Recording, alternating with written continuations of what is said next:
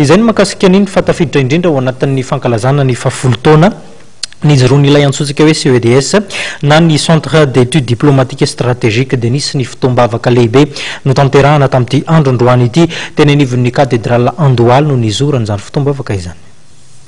Fitaovana lehibe amboninatratra civil sy miaramila maro no tanterahan'ny centre d'études diplomatiques et stratégiques androany teny amin'ny cathédrale Andohalo ho fangataham-pitahina sy fisaorana an'Andriamanitra no ny fahatratrarana ny folo-taona nisiny.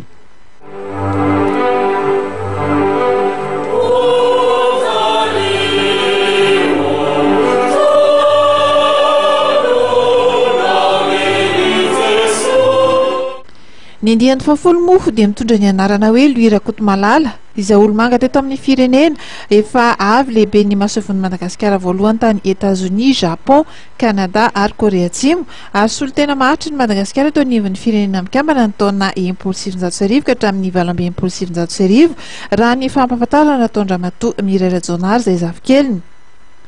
Raha ny voalazan'ny tompon'andraikitra voalohany eo anivon'ny CEDS indray Andriamatoa Sofra Soaraona dia malalaka ireo mpikambana avy ao anivon'ny CEDS andrososikevitra hifanakalo-hevitra hoentina hampandrosoana ny firenena ary ny fihavanana ny soatoavana fototra iorenan'ny fampizarana sy ny fananjana. Voalaza fa tsy tokony hanararaotra na ho jamba ny tombontsoa manokana izy ireo izay nofanina teo anivon'ny CEDS fa dia hanompo sy hiasa ho an'ny fampandrosoana ny firenena.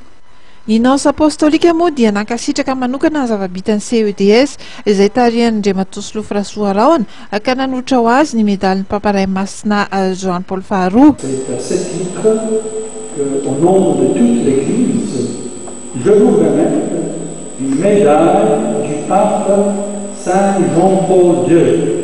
Nanambara ihany koa ny nonce apostolika fa tokony irahina sy ifampiavana ny malagasy atao anatin'ny lahateny izay nataony ny tanjona dia mba hisian'ny fandriampahalemana eto amin'ny tany sy ny firenena.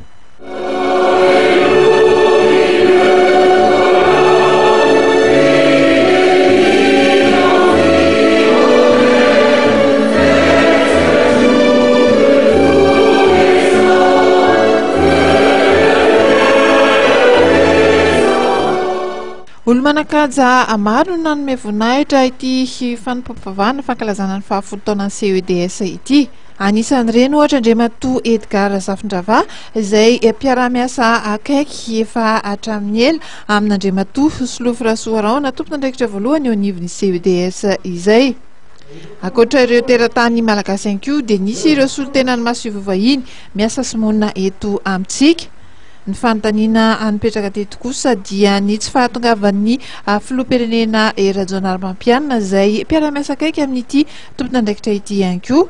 Raha ny fantatra nefa dia voatana amin'ny asa sy ny andraikitra maro isan-karazany ny filoham-pirenena izay ka izay no antony tsy nahatongavany teny amin'ny cathédrale teny Andohalo teny.